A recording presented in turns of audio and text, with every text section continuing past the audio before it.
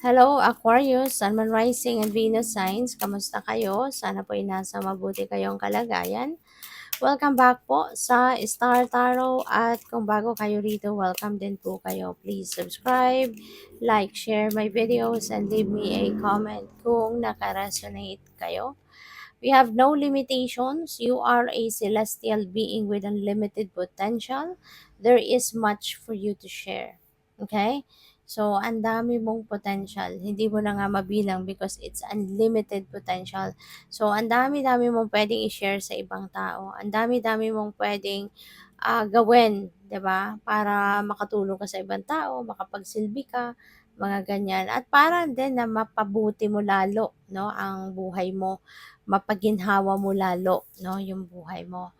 We have a stillness. Reflect on this moment with love, kindness, and compassion. So, it's about time as well, ano, na you put yourself into stillness para nang sa gayon, ano, makaano ka, makapag-isip-isip, makapagmuni-muni, makapagnilay-nilay kayo.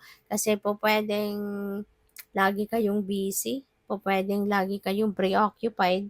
Kaya kapag ka ganun, di ba, stressful, hindi ka nakakahinga, man lang, hindi ka man lang nakakapag-relax, hindi nakakapag-unwind, so that is going to be causing you stress, di ba?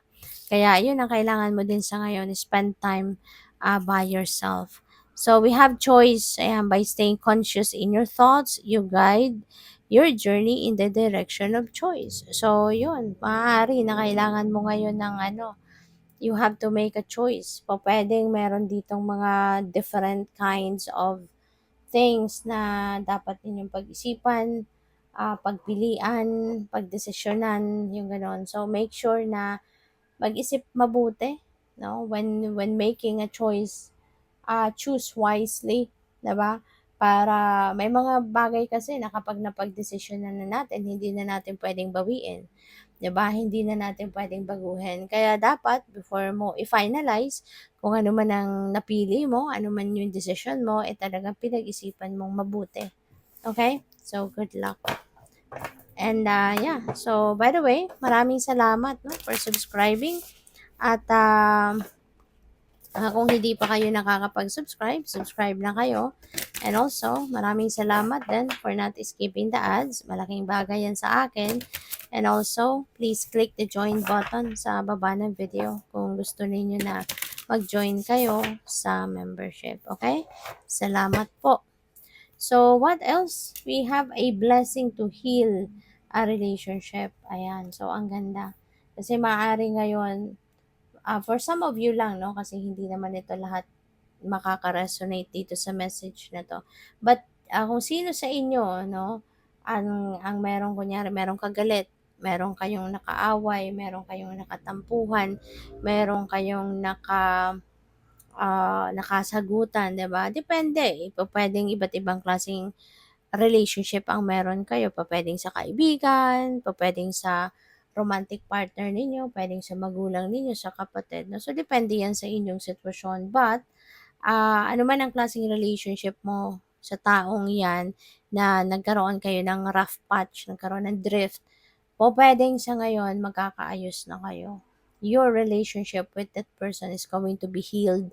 Pupuwedeng na-realize na ninyo both, no, na kung sino ang nagkamali, magso-sorry, mag-a-apologize. So, pupuwedeng meron na ditong magkakabati, maaaring magkakausap na kayo, mapa-patch up na ninyo yung ano man ang hindi ninyo pagkakaunawaan, and yun, no, maghi-heal na din ang inyong samahan. Magiging maganda na rin, magbabalik na din kayo sa dati ninyong samahan, no?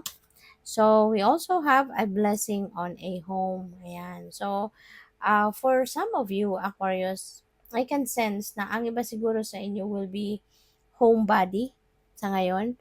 Pwedeng pwedeng naka-work from home na kayo, puwedeng gano'n. Or puwede rin na ngayon lang din kayo, ang iba sa inyo baka ngayon lang din kayo magkakaroon ng pagkakataon to spend more time at home, 'di ba? Pupuwedeng nakadestino kayo kunyari sa kung saan, or pupuwedeng nagtrabaho kayo abroad, 'no? at na ngayon na kayo magkakaroon ng pagkakataong makauwi and to spend time sa bahay na po pwedeng pinagawa din ninyo. So parang there's going to be um, a time na maa-appreciate ninyo, 'di ba, yung sarili ninyong tahanan. Ngayon yung mai-enjoy talaga yung sarili ninyong tahanan. And this is really a home para sa'yo kasi ramdam mo din ano, na yung bawat miyembro ng pamilya nandiyan diyan sa bahay na 'yan is very supportive of you, very supportive of everyone, very loving of everyone, may harmonious relationship. Kaya puwedeng talagang mai-enjoy mo yung home na ito, mai-enjoy mo yung bahay na ito, ano?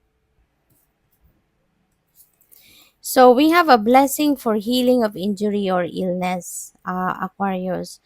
So, maaari ng iba sa inyo baka may sakit-sakit no, na nararamdaman. Baka may mga iniinda kayong mga illness, may mga maaring merong may lagnat, may sipon, may ubo, or po pwede rin ang iba sa inyo baka may injury, 'di ba? Maaring may sprain, may strain, may fracture, kung ano man ang nararamdaman 'no, na discomfort sa katawan.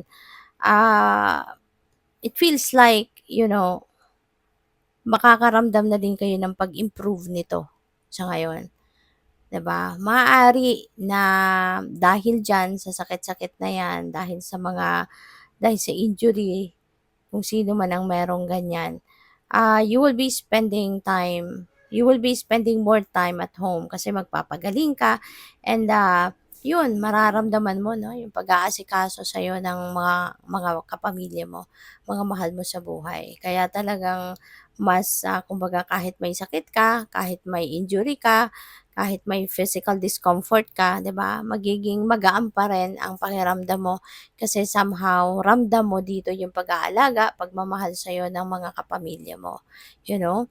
At yun, always call on our master healer. Si Papa Jesus, 'di ba? Ang master healer natin. At lagi kang magdadasal for healing kasi, 'di ba?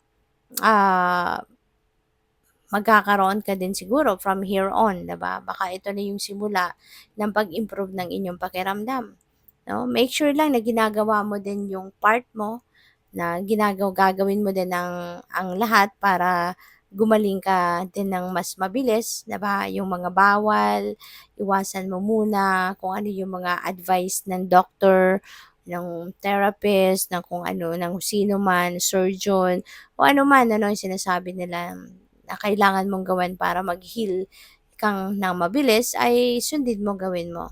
Okay? Para na talagang maging maganda na muli ang inyong pakiramdam. So we have a blessing for solace and hope. Yun, wag kang mawala ng pag-asa. Ano, wag kang mawala ng pag-asa kasi lahat naman tayo dumadaan sa problema, lahat tayo dumadaan sa discomfort at yun, lagi ka lang magdadasal. Okay, lagi ka lang magdadasal at ialay mong lahat-lahat no sa buhay mo sa divine. So good luck po. Thank you for watching. Love and light. Namaste.